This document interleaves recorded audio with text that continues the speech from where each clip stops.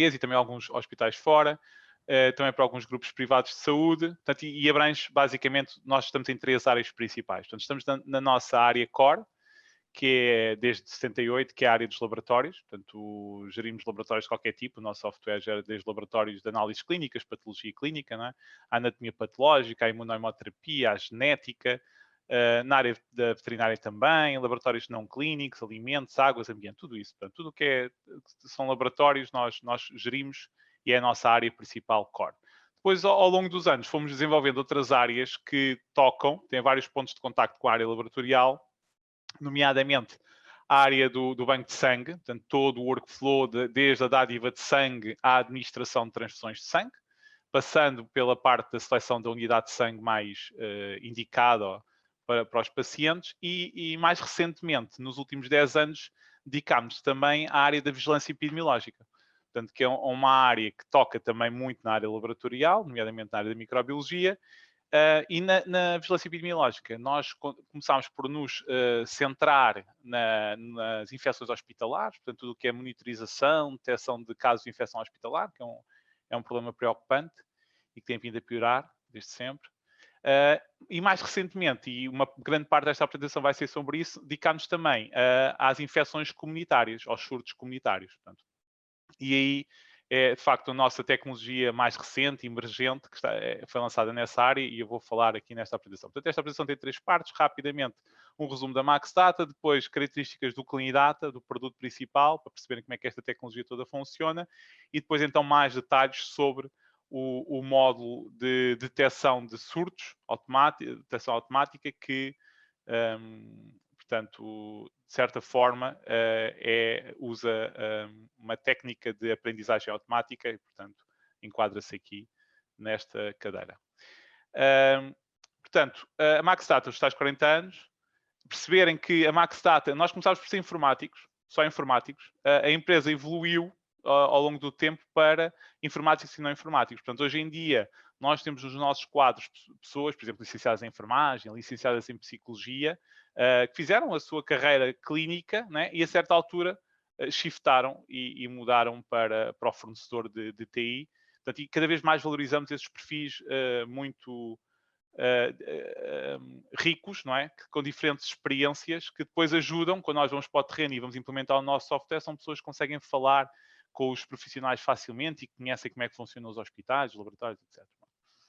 Em termos de certificações, portanto, a MaxData é a única empresa em Portugal que tem uma certificação muito importante na área das tecnologias de informação, que é a ISO 20000. É a norma mais exigente em termos de prestação de serviços de TI, portanto, e nós na área da saúde, desde 2012, somos a única empresa com esta certificação e temos também em curso a certificação ISO 27001, que é uma certificação na área da segurança da informação.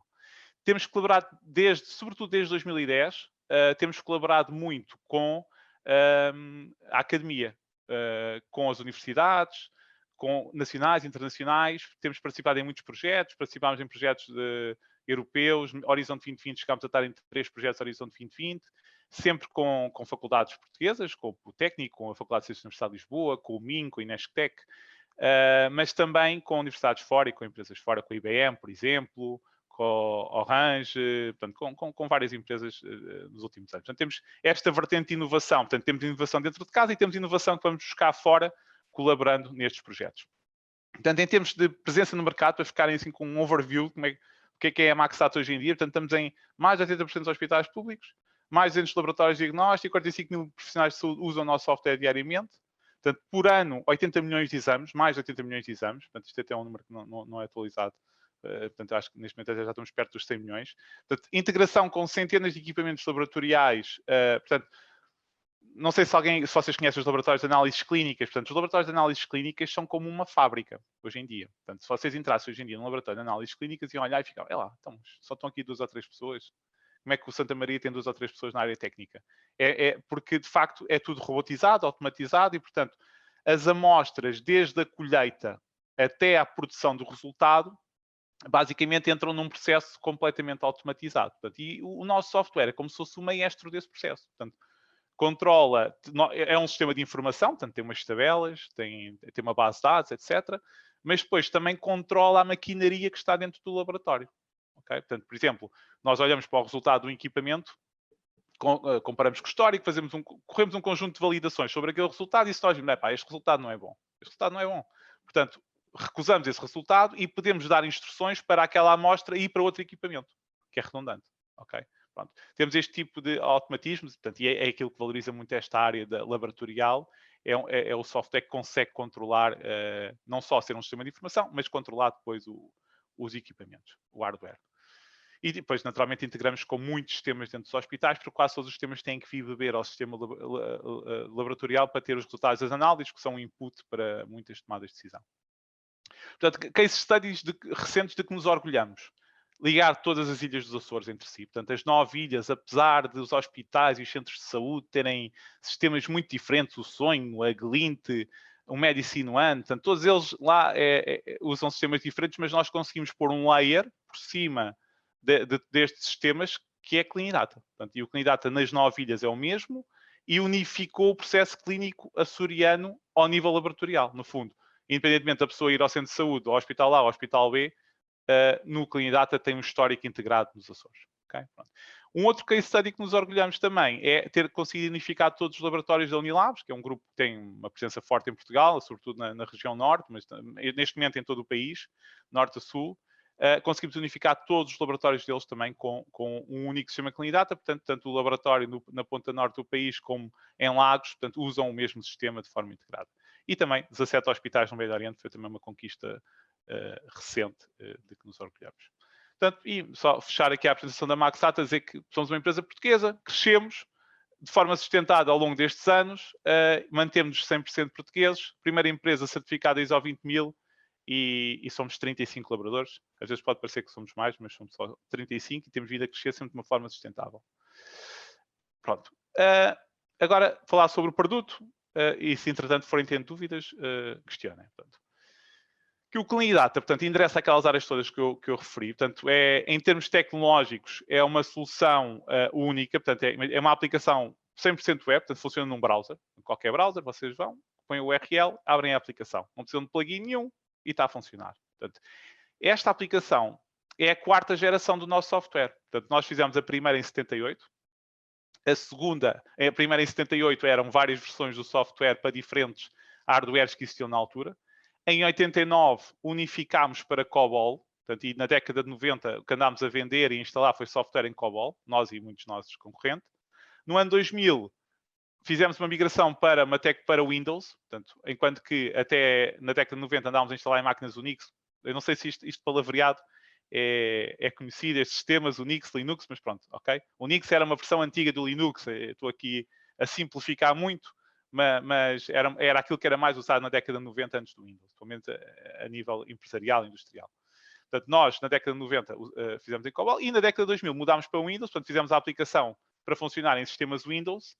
Em 2010, lançámos um novo projeto de inovação, fazer uma 4ª geração de software para a tecnologia que é standard, que é o web. Né? Hoje em dia tem que ser web para funcionar bem. Portanto, e fizemos isso. Terminámos em 2015, foi um projeto de 5 anos muito exigente, e portanto convertemos tudo aquilo que tínhamos a funcionar em Windows para uma tecnologia que é agnóstica, que em termos de sistema operativo e base de dados, já vão perceber. Portanto, é web, funciona num browser, ataca estas áreas todas que estão aqui, portanto, que eu já fui falando antes. Tecnologicamente, isto já é muito técnico, portanto, é uma arquitetura normal numa aplicação web, portanto, não vou estar aqui a perder muito tempo, a gastar muito tempo, vocês também, não é o vosso foco, mas basicamente nós integramos com as aplicações usando uma camada de web services, no fundo, que é o standard. É o standard, mas atenção que na maior parte dos hospitais não é assim que são feitas as integrações, portanto, mas pronto, mas é o standard. Portanto, aqui também é a mesma coisa. Portanto, dizer que, no fundo, nós integramos com a aplicação A, portanto, sendo uma aplicação laboratorial, nós temos que integrar com muitas aplicações, na parte de laboratório. Na parte da vigilância epidemiológica, portanto, na parte de laboratório, os dados nascem na nossa aplicação, não é? E vão para várias aplicações de destino. Na parte de vigilância epidemiológica é ao contrário. Nós somos o destino. Nós recebemos dados de vários departamentos do hospital ou de sistemas externos ao hospital, para então conseguir depois chegar a um resultado ou a uma previsão, qualquer coisa desse género. E no outro processo é importante esta abordagem que nós temos, que é os dados, quando entram na aplicação, entram sempre pelo mesmo canal. Portanto, ou seja, quer seja um formulário que é digitado manualmente para uma pessoa na aplicação diretamente, quer os dados venham da aplicação A, B, C ou do equipamento D, né, de um hardware ou de uma aplicação, eles passam sempre pelo mesmo pipeline de validação. Portanto, entram sempre pelo mesmo caminho, são validados exatamente da mesma forma. Portanto, isto é importante para garantir a qualidade dos dados. Okay? Portanto, isto foi uma grande transformação que nós fizemos nesta nova geração do software. Quando o software era um Windows, não era possível fazer isto, porque era um exe, enfim, questões técnicas, mas aqui foi possível. Aqui, este é um exemplo de uma amostra das tecnologias que nós usamos. Para vocês ficarem com uma ideia, algumas se calhar vocês já conhecem. Tentamos apostar o máximo em tecnologias open source. Ok? Portanto, e tem aqui um exemplo. Usamos, por exemplo, o JUnit. Não sei se vocês conhecem, para testes unitários. Portanto, ou seja, o nosso software é testado automaticamente sempre quando está a ser desenvolvido. Lá está, para garantir que não há bugs que durante depois a execução. Em termos de características, portanto, o princípio fundamental do desenvolvimento deste sistema, que é um princípio, podem dizer, um princípio de negócio, mas também que é um princípio tecnológico. Eu tenho formação, sobretudo, na área da informática, portanto, eu fiz a licenciatura e doutoramento em informática na Faculdade de Ciências da Universidade de Lisboa, e este princípio é, de facto, uma vantagem de negócio, completamente, mas é um sistema que, como nós dizemos, está bem feito. Portanto, pronto, passo aqui a imodéstia, mas no sentido, em que sentido? Hoje em dia, se vocês olharem para o mercado, e agora esta é a parte que interessa, a maior parte dos fornecedores, quando vai vender um sistema, diz, olha, você, cliente, tem que ter este sistema operativo e esta base de dados para isto funcionar. Okay? Portanto, esta imposição do fornecedor ao cliente é muito forte. No passado não se ligava muito a esta imposição. Porquê? Porque as bases de dados proprietárias, os sistemas operativos proprietários, ofereciam tudo. Portanto, no fundo, a Microsoft, a Oracle, oferecia. E os hospitais não ligaram muito, em todo o mundo não ligaram muito a isso e foram aceitando sistemas que funcionavam só em Oracle ou só em Windows, etc. Nós percebemos em 2010, quando começámos a fazer este sistema, isto vai shiftar, porque o software está cada vez mais caro. E, na realidade, nós temos em todo o mundo, os países subdesenvolvidos, por exemplo, não têm dinheiro para pagar a base de dados Oracle. Não têm. Pronto. Então, o que é que nós fizemos? Nós preparámos o sistema para funcionar, no limite, apenas sobre o software de base open source gratuito. Ou seja, vocês, para usarem o Clean Data, apenas precisam de sistemas operativos gratuitos. Não precisam de nada que é pago. Portanto, a única coisa que é paga é o Clean Data. Portanto, este foi um princípio. Portanto, funciona em Linux perfeitamente, tanto servidor como parte de cliente. Funciona, por exemplo, em bases de dados como o Postgres, que é uma base de dados open source gratuita, que está praticamente ao mesmo nível do Oracle. Já agora, para quem não conhece o Oracle, é a base de dados mais conhecida, comercial, muito cara, etc. Portanto, tivemos isso em conta, mas, por outro lado, fizemos o sistema suficientemente flexível para funcionar naturalmente muito bem quando temos um software de base comercial, o Oracle, o SQL Server e outras bases de dados. E o Windows, macOS, etc. Portanto, funciona bem nos dois mundos, no mundo open source e no mundo comercial. Portanto, este foi um princípio de base que conseguimos implementar. O outro é o 100% web que eu já falei. Naturalmente, por ser 100% web, não requer instalação nos postos de trabalho. Portanto, ou seja, num hospital como o Santa Maria, onde temos 6, 7 mil profissionais a usar o software, nós não podemos, quando atualizamos uma versão, não é, andar nos postos de trabalho todos a instalar a nova versão. Não é possível, não é? Portanto, ao ser web, portanto, a instalação é automática e também está preparado para funcionar on-site. Portanto, a grande maioria dos hospitais hoje em dia, em todo o mundo, ainda optam pela instalação local, ok? Mas há uma tendência, e nós já temos alguns clientes fora de Portugal, que estão a evoluir para clouds privadas e, em alguns casos, para clouds públicas. Portanto, a instalar, no fundo, o seu sistema, em vez de ser num data center local, estar num data center, imaginem, a 1000 km do hospital. Isto tem muitas vantagens, ok? Nós, em Portugal, ainda estamos muito naquela de, vamos instalar aqui. Porquê? Porque há muitos fundos, há muito investimento, há muito dinheiro para a hardware, portanto, cada hospital tem o seu mini data center e aloja as suas soluções, mas a verdade é que quando há um desastre, depois há sempre problemas. Portanto, e nos últimos anos, sempre que tem havido desastres nos hospitais, portanto, ou avariou um disco, ou coisas mais graves, tipicamente não se conseguem recuperar os dados, demora muito tempo, enfim. Isto depois é um bocadinho transparente para o cidadão, ou quer dizer, ele vai sentir a certa altura, mas não sabe logo.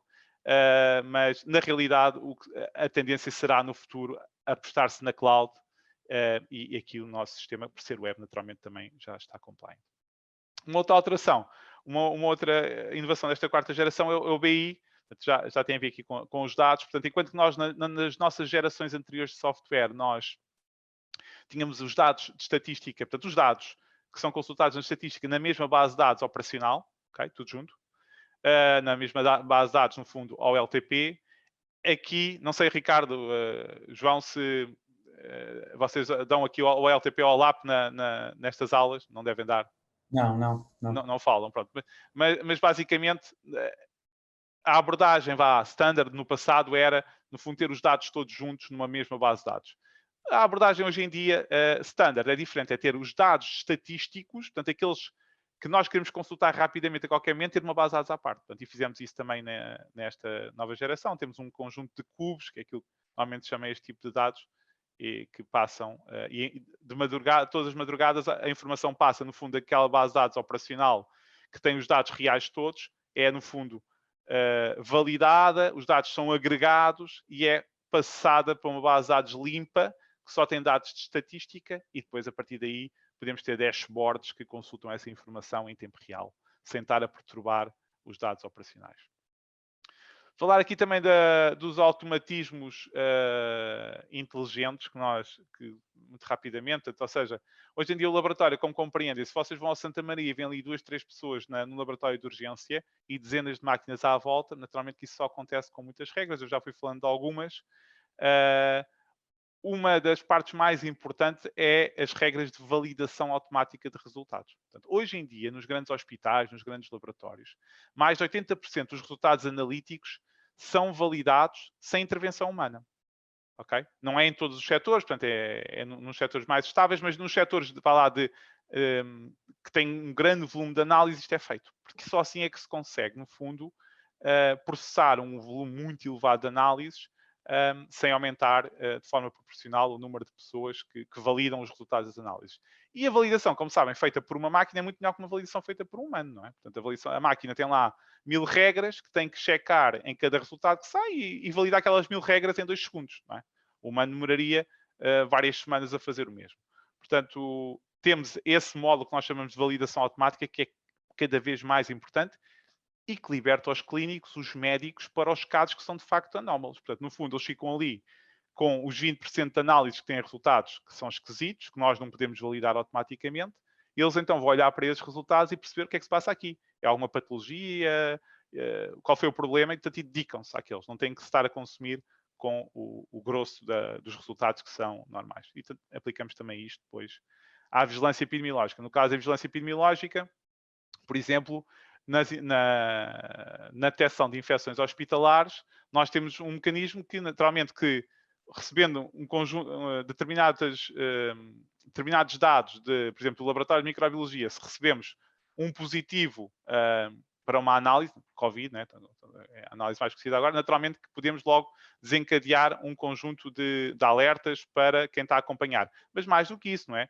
Não é preciso haver um resultado de Covid positivo para nós conseguirmos alertar os clínicos que há algum problema. Né? Hoje em dia nós já temos a capacidade de, se um paciente vem de uma região, quando eu digo uma região, estamos a falar de uma zona com 1 km de diâmetro, em que já há Covid positivos, né, confirmados, é razão para enviarmos um alerta para os clínicos e os enfermeiros que estão na área da vigilância epidemiológica a dizer, atenção, há aqui um paciente que foi admitido na urgência ou no internamento que veio de uma área Covid, ok?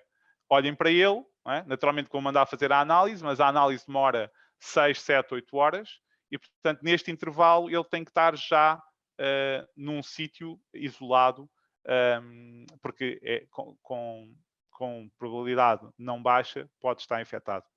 Mesma coisa dentro dos hospitais. Se nós tivermos pacientes não Covid que se cruzaram com pacientes Covid em alguma sala ou alguma zona do hospital, lançar também logo esses alertas. Né? Portanto, atenção, aqui um cruzamento, há uma contaminação potencial, portanto, e façam alguma coisa. Portanto, temos este tipo de alarmísticas que fazem parte dos nossos automatismos inteligentes. Portanto, depois a escalabilidade, portanto, o sistema pode ser usado em qualquer tipo de instituição, utilizadores, exames, idiomas, portanto, é um sistema que nasceu global. Aqui não é tão importante a flexibilidade, portanto, eu vou avançar para coisas mais interessantes aqui para este contexto. Portanto, naturalmente, em termos de standards, suportamos os standards mais conhecidos, portanto, o SNOMED CT talvez talvez não é é a codificação clínica mais abrangente, mais compreensiva que temos hoje em dia. Portanto, suportamos esta codificação clínica, o LOIN, que é mais usado na área das análises, e depois os protocolos de integração com os sistemas mais usados, tipicamente HL7 e mais recentemente o HL7 Fire. Para muitos de vocês isto são só palavrões, pronto, mas são no fundo os protocolos mais usados hoje em dia em termos de integração de sistemas. Em termos de migração de dados, uma parte muito importante na área dos sistemas de saúde. Portanto, como sabem, né, o histórico clínico, quanto maior, melhor, não é? Portanto, nós, e sobretudo na área laboratorial, porque o histórico é essencial para tomar decisões sobre um resultado de uma análise. Portanto, eu, quando valido se um resultado está bem feito, bem determinado, se é necessário tomar medidas, olhar para o histórico desse paciente é vital. Portanto, quando a Maxdata coloca o Clinidata num hospital, o que é sempre feito, sempre fizemos? A migração de dados. Temos que migrar dados das aplicações antigas. Portanto, isso é incontornável. No passado tínhamos abordagens diferentes. Com esta nova geração de software, adotámos uma abordagem em que, no fundo, criámos a nossa base de dados operacional, vou tentar simplificar, e criámos uma base de dados a nossa base de dados tem 1000 tabelas, 1000 e tal tabelas, ok? É complexa, 1000 e tal tabelas, com relações end-to-end, é muito complexa. Portanto, o que é que nós fizemos? Fizemos uma versão simplificada dessa base de dados operacional que nós temos, fizemos uma base de dados muito simples, que é esta Staging Area, que tem 100 tabelas, 100, 150 tabelas, que tem, no fundo, os conceitos que são transversais entre nós e todos os outros fornecedores, ou a grande maioria dos outros fornecedores que estão a atuar nas nossas áreas. E, no fundo, desenvolvemos conversores que migram desta base de dados simples para a nossa base de dados operacional, e esses conversores estão desenvolvidos e testados, e depois, para cada aplicação que encontramos aí pelo mundo e que temos que migrar, o que lhes pedimos, ou fazemos nós, é que eles mapeiem os conceitos deles para os nossos conceitos, que é, no fundo, criar estes ETLs, estão aqui, o ETL A, B, C, estando criados estes ETLs, no fundo, esta conversão de conceitos entre as aplicações deles e as nossas, simples, né, para uma base de dados muito simples, conseguimos migrar a informação rapidamente. Portanto, esta é uma parte importante, normalmente é que me esqueci nos sistemas de saúde, que é a migração de dados, porque raramente se chega a um hospital e, agora vamos começar do zero. É só do zero, porque tudo limpinho, sem dados nenhum. É muito raro. Não encontramos isto na década de 80, encontramos isto na década de 90, mas a partir do ano 2000, qualquer novo cliente que se ganhe tem sempre histórico digital que é preciso migrar. Pronto. E penso que é o último slide do Clinidata e depois passamos então para a tal tecnologia mais recente. Falar da segurança, naturalmente que é importantíssima na área da saúde. Nós desenvolvemos este software respeitando as boas práticas internacionais, portanto, e muito atentos ao Regulamento Geral de Proteção de Dados. Portanto, obviamente que o facto da empresa ser certificada ISO 20000, ter em curso a ISO 27000, obriga a que tanto os processos da empresa como o software estejam desenvolvidos de acordo com o RGPD. Okay? O RGPD é apenas um dos regulamentos, uma das leis, um regulamento que depois tem uma lei associada, mas há muitas outras, mas o RGPD será o mais importante, ou pelo menos é aquele a que todos estão agora a dar especial atenção. Portanto, alguns exemplos de mecanismos de segurança que nós temos. Portanto, a segurança by design, ou seja, o sistema está preparado, tem uma arquitetura modular, alta disponibilidade. O que é que isto significa? Significa que nós conseguimos colocar, imaginem o Santa Maria e todos os outros, São João, todos os outros, o Hospital de Braga, o Hospital de Guimarães, todos os hospitais, Tamoguei Sousa, portanto, são hospitais que têm um determinado hora do dia que têm maior pico de utilização. Normalmente é às 11 horas. 11 horas é quando nós atingimos o pico. O que é que o sistema está preparado para fazer? Está preparado para automaticamente aumentar, no fundo, o número de servidores ou serviços que estão à escuta de pedidos, né? em função dessa utilização. Ou seja, nós podemos acordar às 11 horas o dobro dos recursos e depois à 1 da tarde desligá-los. E podemos fazer isto sem causar disrupção no sistema. É como... pronto, e o utilizador, no final do dia, o que acontece é que naquele período não notou grande interrupção na utilização do sistema. Portanto, temos isto, a alta disponibilidade, e naturalmente também se alguns desses servidores falharem, nós conseguimos continuar a funcionar sem problemas. No desenvolvimento, temos a tal detecção automática de bugs e vulnerabilidades. Portanto, os nossos programadores, quando estão a desenvolver o sistema, têm um conjunto de alertas. Nós usamos o Eclipse, é um dos editores que é usado, portanto, para dar uns alertas a dizer, atenção, que o teu padrão de código aqui é um padrão que tem problemas, portanto, corrige. Okay? Temos isso. Depois temos o controle de acesso, Strong Access Control, portanto, no fundo, nós controlamos os acessos à aplicação, naturalmente de acordo com o perfil de cada profissional, portanto, isto é mais normal. E depois a rastreabilidade, que é obrigatória hoje em dia. Portanto, restamos todas as operações realizadas no sistema e temos até a possibilidade de armazenar essas operações, esse rastreio em blockchain. Portanto, isto foi desenvolvido, lá está, num dos projetos europeus em que participámos nos últimos anos, no projeto SuperCloud, e no fundo aqui o conceito é, imaginem um rastreio de dados que está no hospital central, mas também está no Ministério da Saúde. Isto é sobretudo importante nos hospitais privados, por exemplo. Isto é uma ideia nossa, atenção. É uma forma de que nós nos preparamos para, no futuro, se as autoridades de saúde quiserem ter maior controle sobre aquilo que acontece nas unidades de saúde, poderem fazer isso com a ajuda da tecnologia blockchain. Portanto, fazer, no fundo, um conjunto de rastreios que sejam invioláveis e que se hoje para amanhã existir um processo e uma investigação, um determinado paciente que aconteceu qualquer coisa, exista um rastreio que nos prove como é que, de facto, o que é que aconteceu com aquele paciente e que seja impossível de corromper, pelo menos que seja impossível de corromper de forma... se alguém corromper aquele rastreio, nós vamos saber que alguém mexeu nele entre a sua produção e o momento atual.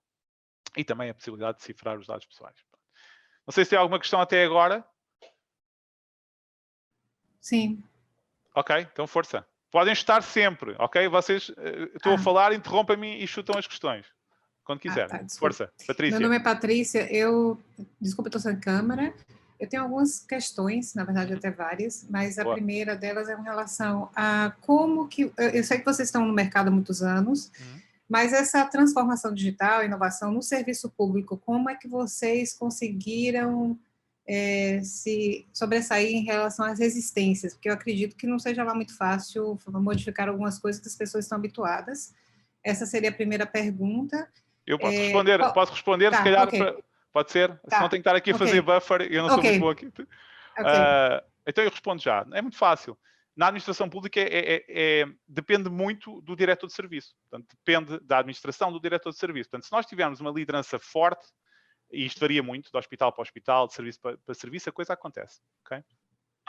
Se não tivermos, a coisa acontece, mas com mais intervenção nossa. Portanto, só para vocês perceberem, nós tivemos muitos arranques na nossa história em que fomos nós a fazê-los, os go-lives. Portanto, ou seja, na véspera ou uma semana antes da coisa arrancar, portanto, houve resistências durante todo o projeto, nós fomos avançando na mesma com essas resistências, mas quando chega ao arranque, a entrada em produção, eles têm que lá estar, eles têm que fazer as operações.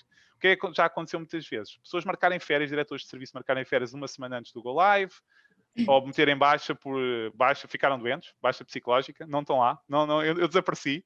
E, portanto, nessas situações o que nós temos de fazer é caminho para a frente. Estando com a administração connosco, o que a gente faz é põe mais recursos, arranca com aquilo, passa a fase complicada e depois eles mantêm. Okay? Portanto, tem sido sempre a nossa postura. Obviamente não posso dar aqui exemplos, mas é assim que se faz. Portanto, há resistências, nós ultrapassamos as resistências. Portanto, às vezes tem que ser à bruta. Ok. Posso fazer Não sei se era esta a resposta que estavam... mas é basicamente isto. Pronto. Força, Patrícia. Por que vocês escolheram esse modelo de negócios usando softwares de uso público, open source? Não, exato. Só clarificar esse ponto. O nosso software é comercial. Okay? O nosso software não é open source. Nós socorremos ao máximo de softwares open source. Isso é para reduzir, por um lado, o custo do software, né? Porque sempre que nós nos suportamos em software comercial, vamos ter que o pagar, por um lado. Por outro, o software open source é um software muito usado, naturalmente, é um software muito mais testado, validado, mesmo em termos de segurança, do que um software comercial. Esta era uma grande discussão já agora que eu tinha, quando eu dava aulas de segurança de software, sobre se o software open source ou closed source era mais seguro, não é? Porque toda a gente diz, mas o open source toda a gente pode lá pôr linhas de código maliciosas. É verdade. Mas, por outro lado, há milhões de olhos a olharem para aquelas linhas de código maliciosas. Ok? Portanto, sim, open source, por duas razões. Porque porque o custo é mais baixo e, sobretudo, porque conseguimos, temos mais pessoas a utilizar, é um código mais seguro e também é um código que nós podemos otimizar, corrigir, melhorar, se tivermos essa necessidade de negócio. Okay? Tem uma outra pergunta. Uhum. Desculpe os colegas, eu estou perguntando demais, mas enfim, Não. com relação à implementação da GDPR, Uhum.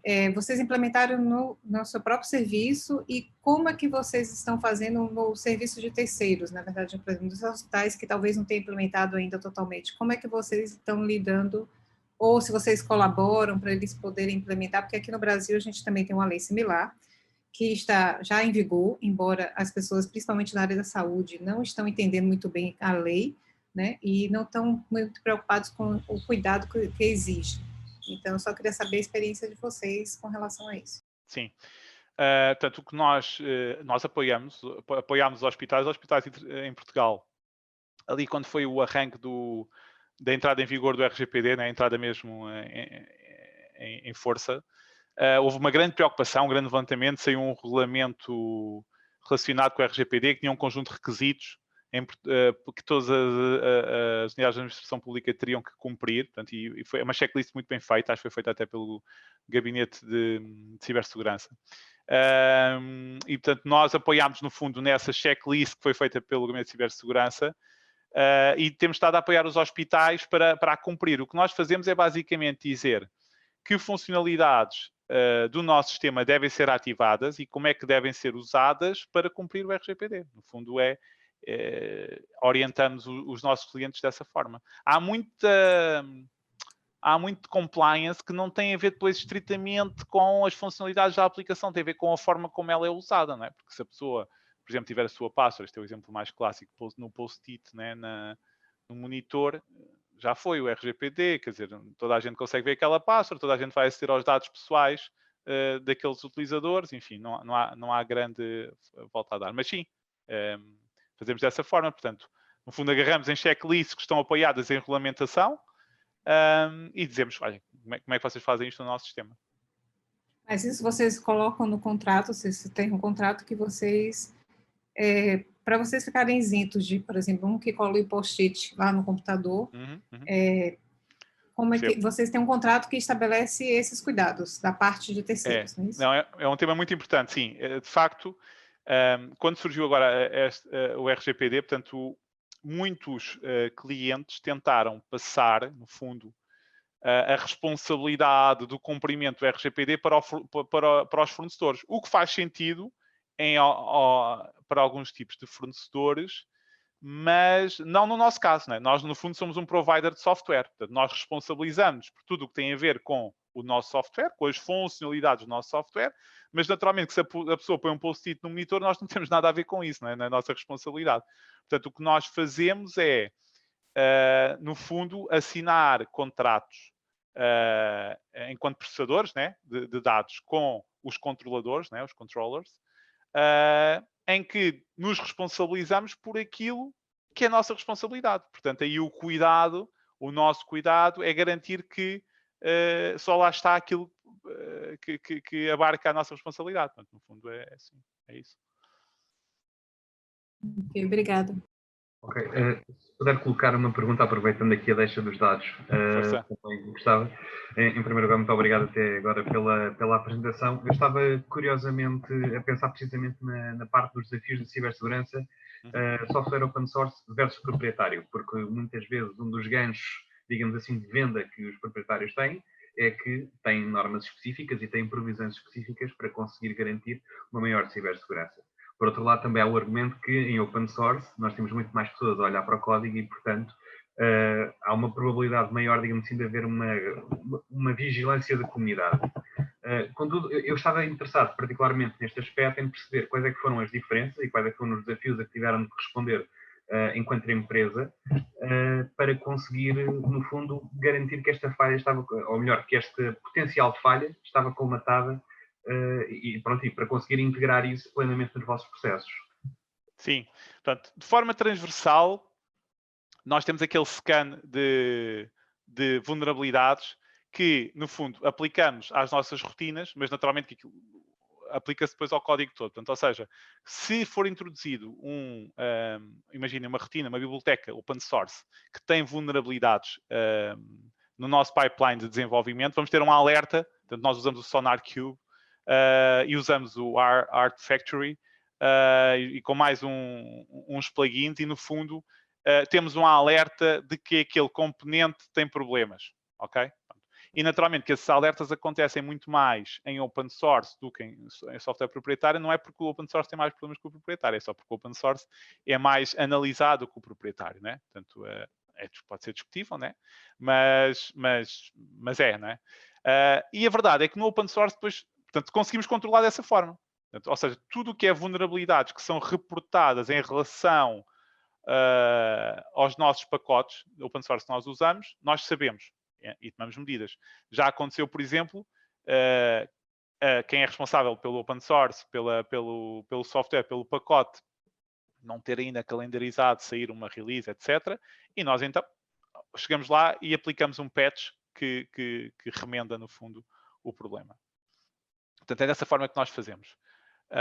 E desta forma evitamos problemas. Por outro lado, temos a vantagem de que, de facto, o open source é visto por muito mais pessoas e, em termos funcionais, quando há um problema, não é? Tem ali um problema, encontramos aqui um bug esquisito. Se procurarmos no Google, não é? A probabilidade de encontrarmos alguém que já teve esse problema e como é que o resolveu é brutal, não é? Portanto, enquanto quando é software fechado, boa sorte, quer dizer, muitas vezes temos que entrar em contato com o suporte técnico, eles vão dizer que nunca aconteceu, enfim.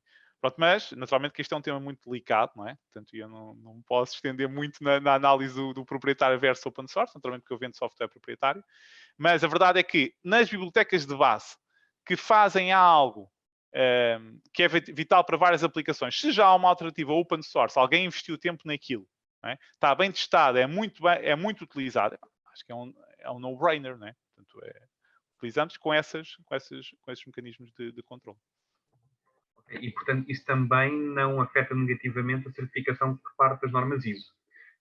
Porque para que isso é uma preocupação vossa.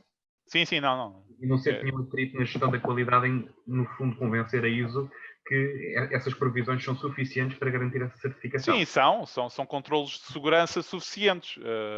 No fundo, nós até temos um controle muito maior. Porquê? Porque temos o código-fonte connosco, não é? Portanto, ou seja, eu tenho um software proprietário que não tem vulnerabilidades reportadas, ok, mas por outro lado eu não tenho o código-fonte deles. Portanto, de facto, eu consigo dar uma garantia maior de que não existem problemas num software de código aberto do que no software de código fechado. Isto parece que já estou numa aula de segurança de software. Okay. Muito Está obrigado. A ser gravado, espero não ter problemas, mas pronto, sim. Muito obrigado. Eu tinha aqui uma questão também, se puder ser. Força. Portanto, vocês são muito conhecedores da realidade portuguesa e falam também que têm um grande foco na interoperabilidade e na integração com os vários softwares. Mostram no vosso site que têm muita integração com softwares usados nos nossos hospitais, do Sonho, o S-Clinic e muitos outros usados cá. Mas também já fizeram internacionalização, já estão em 17 hospitais do Médio Oriente, penso que referiu. Isso. E a minha questão é que tipo de desafios ou dificuldades técnicas ou tecnológicas é que encontraram nessa internacionalização, porque muito provavelmente lá usam softwares que não se usavam cá e têm que fazer essa integração e operacionalidade também. Haverá legislação diferente, nomeadamente em relação à proteção de dados. Há questões de gestão de servidores que possivelmente serão lá ou então sendo cá terá depois também essa questão da distância para a manutenção dos servidores. Portanto, gostava que nos falasse um pouco destes desafios de ir a outra realidade implementar estas soluções. Sim. de facto foi um projeto muito desafiante a vários níveis, mas também muito gratificante. Esse projeto, no fundo, esses vários projetos, que agora totalizam os 17 hospitais no Médio Oriente. Portanto, aqui os principais desafios, tivemos alguns desafios técnicos, sim, sobretudo, um dos desafios é logo suportar alfabetos diferentes do nosso, mas, bom, quando nós desenvolvemos o nosso sistema, eu ainda me lembro, em 2010, o primeiro requisito que saiu foi isto tem que funcionar com caracteres árabes, chineses e russos, e foi um dos primeiros requisitos que nós, logo em 2010, pusemos check e agora foi muito útil, ok? Portanto, porque de facto começámos a ter caracteres árabes, neste caso, no nosso sistema. Portanto, mas o maior desafio foi, de facto, o desafio do idioma nesse projeto. Já agora, portanto, não tem nada a ver com... Não foi um desafio tecnológico, foi um desafio relacionado com a formação dos profissionais de saúde, no fundo. Os profissionais de saúde no Médio Oriente, temos ali uma mescla de profissionais de várias origens, sobretudo de países vizinhos daquela região, mas também alguns europeus ali à mistura. Portanto, o grande desafio foi, por exemplo, chegar a um hospital no meio do deserto e tínhamos só uma ou duas pessoas que sabiam falar inglês. O resto das pessoas só sabiam falar o idioma local. Mas o software estava em inglês, porque de forma transversal a decisão naquela região hoje em dia é o software tem que estar em inglês. Portanto, as pessoas têm que aprender inglês, porque nós temos profissionais que vêm de fora e têm que entrar rapidamente no software. E, na realidade, o inglês escrito são termos técnicos que eles conhecem, e não há problema. Portanto, eles conseguem reconhecer no ecrã o que é que têm que pôr em name, age, etc., birth date, etc. Portanto, isso eles conseguem perceber. Já explicar como é que um sistema funciona, precisamos um bocadinho mais de inglês do que esse inglês, né? Portanto, esse foi um dos maiores desafios. Portanto, tivemos que fazer um grande esforço de conseguir, com desenhos, e simplificar o sistema ao máximo. Portanto, simplificámos o sistema, como o sistema tem aquela flexibilidade, depois eu acabei por não falar, no fundo, se eles têm que fazer 4 atividades na nossa aplicação, o que nós fizemos foi um ícone, o sistema já suporta isso por omissão, um ícone no seu ambiente de trabalho de Clean Data para cada uma das 4 atividades. Ou se tem que fazer qualquer coisa em sequência que tem que fazer 3 operações, tem essas 3 em desktop. Portanto, esse foi o maior desafio, foi a formação. Okay? A formação foi o maior desafio. Em termos de proteção de dados, na realidade, na Europa é onde nós temos mais exigências em termos de proteção de dados. Portanto, nós estamos sempre muito confortáveis quando saímos fora da Europa, porque nós dizemos que nós cumprimos o RGPD, o GDPR. Portanto, quando se diz que se cumpre o GDPR em quase todo o lado, significa estes são bons. Quer dizer, eles vêm da Europa. Portanto, normalmente, em termos de proteção de dados, eles vêm da Europa, não há problema. Okay? Portanto, isso é uma coisa boa da Europa, né? Quer dizer, tem várias coisas boas, mas o facto de ter defendido tão bem sempre os direitos dos cidadãos, né? Proteger os dados pessoais e ter criado esta norma, que é exigente, faz com que depois os fornecedores de software sejam naturalmente compliant com essa norma e internacionalizem mais facilmente neste domínio da proteção de dados.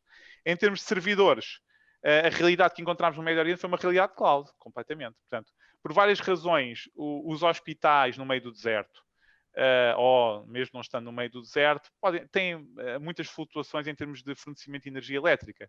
Portanto, eles podem ter UPS, etc., mas as UPS acabam por variar ao fim de algum tempo. Portanto, a estratégia nestes países é tipicamente ter um cloud provider, não é? E a solução está toda instalada num cloud provider, muitas vezes a mais de 1000 km dos hospitais. Portanto, e foi a estratégia nestes 17 hospitais. Em termos de manutenção, havendo acesso à internet, nós conseguimos perfeitamente fazer intervenções remotas. Dito isto, a nossa estratégia de internacionalização, eu não referi, passa sempre por ter um parceiro local. Portanto, na área da saúde, nós não queremos que seja possível internacionalizar sem parceiros locais. Okay? Portanto, o desafio é mais de cultura, de linguagem ou de arranjar parceiros locais, é mais de negócio, não tanto de desafios tecnológicos, porque a solução já está desenvolvida para se conseguir fazer essa migração. É isso mesmo. Por exemplo, em termos de equipamentos laboratoriais, nós hoje em dia suportamos 400 e tal marcas diferentes, Rochas, Abbott, etc. Portanto, nós chegámos a estes países, em alguns sítios encontramos equipamentos que nós ligámos em Portugal na década de 90 ou na década de 2000, ok? E que agora eles estão a usá-los, né? Porque aqui na Europa nós e nos Estados Unidos estamos sempre na ponta, né? E usar os equipamentos mais recentes, noutras geografias não é assim. E é interessante, né? Mas como nós temos essa história, né? 40 anos, temos os protocolos para os equipamentos antigos e novos. Portanto, chegámos lá, aplicámos, no fundo, softwares que cá em Portugal se calhar já não eram usados há alguns anos, mas estavam desenvolvidos e testados. E, portanto, conseguimos, em termos tecnológicos, conseguimos responder muito bem. Portanto, o desafio foi mais cultural. Obrigado. Em relação à componente laboratorial, vocês o que fazem é integrar o raw data dos equipamentos ou em alguns deles e aplicar aí as pipelines de análise, como por exemplo na bioinformática, ou fazem isso após a análise, após essas pipelines? Depende. Há equipamentos que vêm já com middleware, que fazem um grande processamento de dados logo, e portanto não nos mandam os dados em bruto. Há outros equipamentos que não têm esse middleware e nós recebemos os dados em bruto. Diga-se de passagem que os dados em bruto não são tão desafiantes na grande maioria dos equipamentos, porque estamos a falar de resultados quantitativos, não é? Portanto, são números. Não é? Depende. A minha questão é mais na área da genética. Eu sei. Pronto, eu ia dizer, na grande maioria dos equipamentos, pronto. Depois a área da genética é diferente, né? NGS, etc. Portanto, aí tem que haver tratamento dos dados. Até hoje, todos os equipamentos que nós integramos na área da genética, tivemos um software da casa, né? Do fornecedor de equipamento, que faz, no fundo, o processamento dos dados em bruto. Portanto, nós já recebemos os dados processados. Okay? Neste momento não temos integrações, pelo menos que eu saiba, talvez só se aconteceram nos últimos meses, mas pronto, não temos integrações com NGS, por exemplo, em que nós processamos o book, né? Os dados em bruto. Sim, obrigada. Ok, se calhar eu agora avançava para a parte que se calhar é mais até interessante aqui para a aula. Sim, Paulo, por favor. Sim, ok. Mas as perguntas são espetaculares, ok? Eu consigo esticar o tempo um bocadinho mais, mas não consigo esticar muito. Ok, então, portanto, eu vou resumir então rapidamente, só que voltar atrás, portanto, exatamente, portanto, prevenção de epidemias através da detecção automática precoce de surtos. Portanto, agora o que eu vou falar foi algo que resultou de um projeto de investigação e desenvolvimento com a Faculdade de Ciências da Universidade de Lisboa, entre 2016 e 2019, ok? E também com mais algumas entidades, nomeadamente na área da saúde.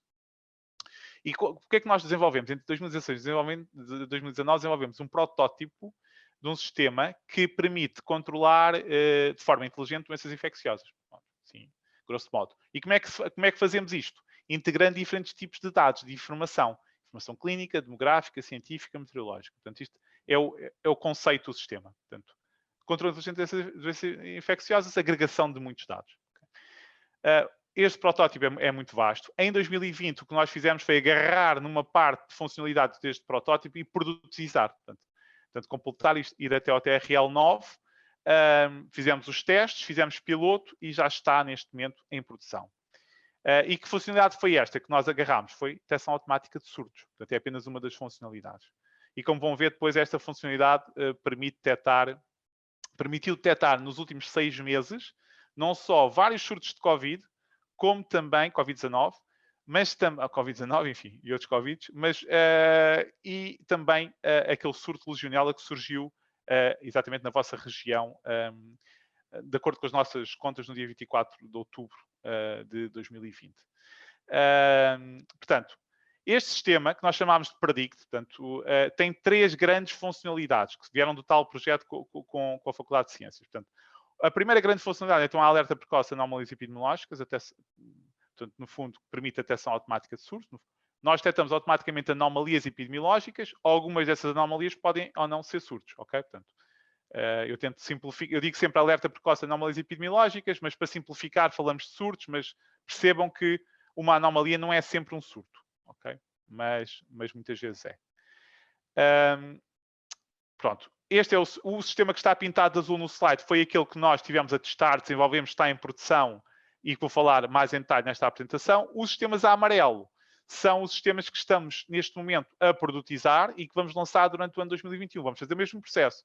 Portanto, temos o protótipo que foi desenvolvido com a FCUL, vamos produtizar, vamos testar internamente, vamos fazer piloto com unidades de saúde e depois vamos lançar em produção. Portanto, o mesmo que já fizemos com a caixa azul, vamos fazer com as caixas amarelas em 2021.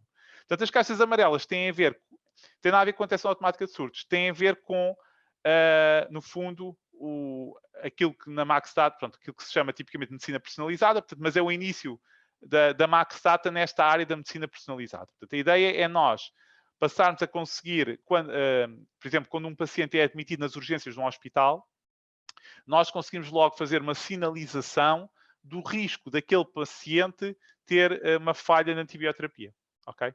Ou ter, sim, sobretudo isto. Nós temos uma ambição até maior de conseguir ter o risco de morte, mas não está ainda aqui. Mas conseguimos, no fundo, quando ele é admitido, em função do seu histórico, em função do sítio onde vive, em função de um conjunto de outras variáveis, nós conseguimos determinar ou indicar um risco de falha na antibioterapia. E depois também conseguir prever a fluência a urgências e consumos. Portanto, agora vou acelerar. Portanto, aqui, eu depois partilho este slide, portanto, mas isto é um resultado do estudo que fizemos nesses 3 anos com a FECUL. No fundo, nós desenvolvemos um protótipo. Esse protótipo esteve a processar dados de 3 hospitais durante 3 anos, do Santa Maria, do Polido Valente e do Hospital de Vila Franca de Xira, em paralelo com os dados reais. Okay? Portanto, não estava a ser usado em produção, estava a processar os dados e a dar-nos indicadores em paralelo com os dados reais. E o que nós chegámos à conclusão no final desses 3 anos é que nós teríamos conseguido poupar cerca de 20 milhões de euros ano se tivéssemos usado o nosso sistema em produção. Isto usando não só a detecção automática de surtos, mas também a tal previsão de resistência a antimicrobianos. Portanto, e esta poupança tem a ver sobretudo com a redução de mortes e com as poupanças associadas naturalmente, não só de mortes, mas também de problemas de saúde graves que tornam as pessoas, faz com que as pessoas não possam depois exercer qualquer tipo de atividade. Pronto. Agora, saltando então para a arquitetura do nosso sistema, deste sistema Predict. Portanto, a arquitetura é muito simples. Nós temos, portanto, a lógica é de consolidação de dados de diferentes fontes, ok? Portanto, nós temos um nó que chamamos de Predict Core, que consolida a informação, recebe os dados de várias fontes. Neste momento, a fonte principal de informação são os hospitais, ok? E a forma como nós recebemos esta informação num nó centralizado sem violar o RGPD é anonimizando a informação nos nós locais. Portanto, cada nó local, cada hospital, cada laboratório, cada clínica, cada fonte de dados anonimiza a sua informação, envia para o nosso nó Predict Core. O Predict Core faz, no fundo, a sua magia, detecta, neste caso, neste momento, os surtos com base nos dados de todas as unidades de saúde e depois envia essa informação para cada nó local. E depois o nó local, então, abre essa informação e associa aos seus pacientes. Cada nó só vê os surtos dos seus pacientes, ok? Não vê, portanto, um surto que esteja a decorrer, imaginem, na zona do Algarve e que envolva só pacientes da zona do Algarve, não vai ser visualizado pelo Santa Maria se não existirem pacientes do Santa Maria nesse surto do Algarve, ok? Mas se existir um paciente no surto do Algarve que veio ao Santa Maria, o Santa Maria vai conseguir ver esse surto do Algarve, ok? Portanto, aqui podemos ver algumas imagens ilustrativas do dashboard do sistema. Portanto, no fundo, aqui temos zoom nas zonas de Lisboa e Porto, e aqui num determinado dia, que é o 26 de novembro. E, portanto, no fundo, o sistema funciona de uma forma muito simples. Mostra-nos num círculo colorido onde é que existem surtos. Portanto, identifica-nos o foco do surto e o raio do surto. Portanto, no fundo, a zona geográfica afetada pelo surto. Temos o sistema parametrizado para não nos dar surtos, para nos dar surtos no máximo com um raio de 1 km, ok? Para ser um surto, para ser preciso. E basicamente é isso. E no centro do surto é apresentado o total de pacientes afetados pelo surto. Portanto, a cor representa a percentagem de novos pacientes que entraram no surto hoje, na data em que nós estamos a ver o sistema, ou na data neste caso, no dia 26 de novembro. Portanto, a cor indica-nos se o número de pacientes que entrou hoje é superior a 50%, menor ou igual que 50%, 10%, ou então menor ou igual que 0 relativamente a ontem, caso existisse um surto na mesma região ontem. Okay? Pronto. Portanto, rapidamente conseguimos ver qual é a situação dos surtos. Como é que isto funciona? Quais são os inputs principais? Portanto, os inputs principais são, portanto, temos, no fundo, 3 tipos de eventos ou de inputs relacionados com o padrão da afluência às unidades de saúde por área geográfica. Portanto, neste momento nós consideramos as visitas dos pacientes aos hospitais, que dão origem a urgências e internamentos. Okay? Inicialmente, nós só considerávamos as urgências. Okay? Ponto. Não considerávamos mais nada. Porquê? Porque as urgências, de facto, é o que nos dá é o maior indicador da anomalia. Portanto, alguém quando vai a uma urgência é porque há uma anomalia qualquer, senão não é urgência. Né? Mas decidimos depois passar a considerar os internamentos, porque o internamento, no fundo, simboliza um agravamento do estado de saúde. Portanto, e consideramos também, portanto, neste momento consideramos urgências de internamentos e consideramos também a realização, portanto, as visitas dos pacientes aos laboratórios hospitalares ou laboratórios de rua para a realização de análises relativas a doenças infecciosas. Portanto, são 3 fontes: os episódios de urgência, os episódios de internamento e as análises, o facto de irmos fazer análises relativas a doenças infecciosas. Okay? Pronto. Portanto, o sistema agarra neste input e considera também a densidade populacional de cada região e pode considerar também a sintomatologia dos pacientes. Okay? Tem essa possibilidade. Isto para descartar uns pacientes que partiram uma perna, etc. Também são pacientes que certamente não iam disparar alertas porque não há vários pacientes numa determinada região a partir de uma perna, a não ser que haja um acidente de fiação. Pronto. Mas também temos essa capacidade de processar a sintomatologia que optámos por, no piloto que fizemos em 2020, desativar para não termos, no fundo, arriscámos em ter o máximo conjunto de informação. Porquê? Porque sabemos que a sintomatologia muitas vezes não é bem atribuída aos pacientes. Ou seja, os clínicos não codificam bem, muitas vezes, o estado do doente. Não atribuem bem. E temíamos que um erro, um lapso, pudesse tirar-nos dados valiosos. E, portanto, considerámos tudo, mas o sistema tem a capacidade de filtrar por sintomatologia. Claro, até agora? Sim, e conseguiram também aqui uma coisa inteligente, que é, não recorrendo, por exemplo, a dados sociodemográficos e económicos, também conseguiram evitar que o sistema que criam, e que é baseado basicamente na criação de escalas de risco, assumo eu, baseadas no algoritmo, não agravar aquilo que podem ser, por exemplo, desigualdades no acesso à saúde, quanto muito conseguem mapear a existência dessas desigualdades. Sim, sim, não. Conseguem criar uma coisa que, do ponto de vista ético, também é robusto, digamos assim. Que é uma preocupação que começa a surgir e bem na praça.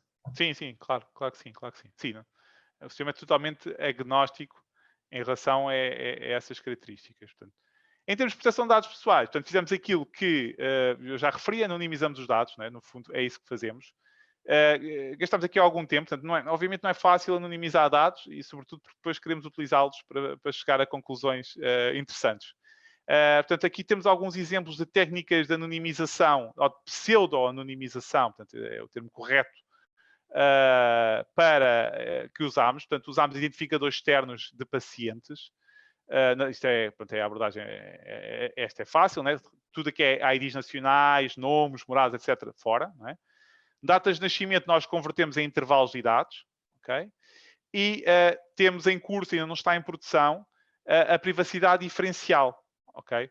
Que, no fundo, o que é a privacidade diferencial? É aplicada à localização dos pacientes, é inserir ruído aleatório em alguns atributos do paciente, nomeadamente o local onde reside. Okay? Portanto, pôr ali um ruídozinho que não estraga, no fundo, a detecção do surto, não é? A média acontece na mesma, mas o sistema não sabe, introduz ruído, o sistema à nascença, portanto, nos hospitais, né? Introduzem ruído na informação que enviam para que o core não tenha acesso aos dados. De qualquer forma, o sistema foi desenvolvido de forma a que, imagina, no pior caso, para conseguirem chegar aos dados, portanto, teria que haver um ataque de larga escala ao core, ao hospital e ainda à Max Data. Portanto, nós temos um conjunto de segredos distribuídos por estas 3 organizações, né, que fazem com que eu sou da área de segurança, portanto, nós tecemos um cenário de ataque, imagina, estes dados são muito valiosos e vão-nos tentar atacar. Portanto, teriam que conseguir atacar 3 entidades com sucesso para conseguir abrir os dados. Okay? Portanto, os dados estão fechados, estão a 7 chaves ou a 3 chaves e, portanto, para os conseguirem abrir, têm que aceder a estas 3 chaves. Okay? Portanto, aqui temos os resultados do piloto que realizámos, então, com o Centro Hospitalar Universitário de Lisboa Norte, né, com o Centro Hospitalar Universitário de Coimbra e com um dos maiores grupos privados de diagnóstico em Portugal.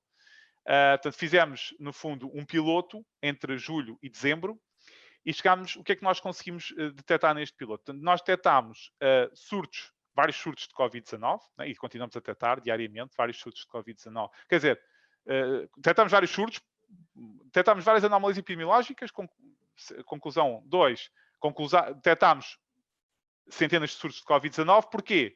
Porque confirmámos que pelo menos um paciente daqueles círculos, ok, testou positivo para Covid. Depois nós detectámos, mas testou positivo para Covid. Portanto, e temos aqui os resultados. Portanto, para Covid, nós, em média, detectámos 9 dias antes os surtos, relativamente ao teste laboratorial positivo. E 80%, e aqui para terem ideia da taxa de falsos positivos, portanto, nós tivemos 80% dos pacientes que são detectados pelo nosso sistema em surtos, ok? 80% estão em surtos com pelo menos um paciente positivo confirmado. Okay? Portanto, todo o universo de pacientes que nós temos em surtos, 80% estão em surtos com pelo menos um paciente Covid confirmado. Isto em relação ao Covid-19. O mesmo sistema, sem qualquer tipo de parametrização, isto é uma coisa que eu ainda não disse, mas o sistema não tem nenhuma parametrização para a doença A, B ou C, não tem essa parametrização. Portanto, o sistema o que tem é aqueles dados que eu vos disse, em treinamento de urgências, doenças infecciosas e detecta anomalias. Tem lá um algoritmo que eu não posso dizer como é que funciona, mas e detecta anomalias. Não tem nenhum if para Covid, nem nenhum if para legionela, ok? Só, não tem nada disso. Naturalmente que o que é que aconteceu? E detectámos também o surto de legionela. O surto de legionela foi, obviamente, uma surpresa, né? Nós estávamos a testar o sistema em 2020 e estávamos à espera de apanhar Covid-19. O que é que aconteceu? Na zona, mas prova que o sistema é genérico, na zona onde surgiu o surto de legionela, aconteceu o que se compreende facilmente. Portanto, de facto, as pessoas começaram a exibir sintomas de doenças infecciosas, certo? E numa altura em que estamos numa pandemia de Covid-19, as pessoas foram ao hospital, correram, foram fazer análises e naturalmente nós apanhámos isso. Mas isto apanharíamos, claro que agora estávamos especialmente atentos, porque estávamos a fazer um piloto e tudo o que aparecia de novo em cada dia nós analisávamos, mas prova que a abordagem é genérica. Portanto, na realidade, ou nós apanharmos análise de doenças infecciosas e urgência de internamentos, portanto, no fundo nós conseguimos apanhar qualquer tipo de surto. Portanto, o surto de legionela surgiu no nosso dashboard no dia 24 de outubro, na zona da Perafita, penso que é assim que se diz, portanto, zona de Matosinhos, no fundo da zona de Matosinhos, e que tendo como epicentro exatamente a fábrica que depois as autoridades de saúde vieram a identificar como sendo a fábrica que é considerado o surto oficial da doença. Portanto, foi uma surpresa, mas é interessante ter acontecido e ter acontecido durante o piloto, quando nós conseguimos sinalizar. Pronto, e é isto basicamente, dizer que também é complementar as mais ferramentas da DGS, portanto, no fundo, complementa-se com o SINAV, que é usado para armazenar positivos, o Trace Covid, que é usado para, no fundo, seguir casos suspeitos, e o Stay Away Covid, que é usado, é uma aplicação de telemóvel que é usada também, sobretudo quando já é detectado um positivo e para se perceber qual foi a cadeia de contacto. E terminar dizendo que o objetivo do Predict é detectar anomalias epidemiológicas genéricas, ok? Portanto, no fundo, no piloto, nós confirmámos que detectou com grande eficácia surtos de Covid-19 e legionela. A grande vantagem do sistema é precisamente a capacidade de detectar, antecipar surtos de futuras doenças ainda não conhecidas, ok? Portanto, estando totalmente alinhado com este movimento da OMS, que foi lançado já agora há 2 anos, não foi lançado agora, né? OMS, esta imagem aqui à esquerda é uma imagem da OMS de 2018, ok? Reparem que a última doença na imagem é o ébola, ok? E eles diziam disease X, não sabiam qual é que seria, até, por acaso, exatamente. Não, esta imagem é de 2018, portanto, reparem que até ali as proteínas de contacto, uma delas portanto, é parecida com a de Covid. E pronto, e basicamente é dizer que o sistema está alinhado com aquilo que a OMS procura e que temos de estar todos alertas, que é a próxima pandemia, a próxima doença. Obrigado pela vossa atenção.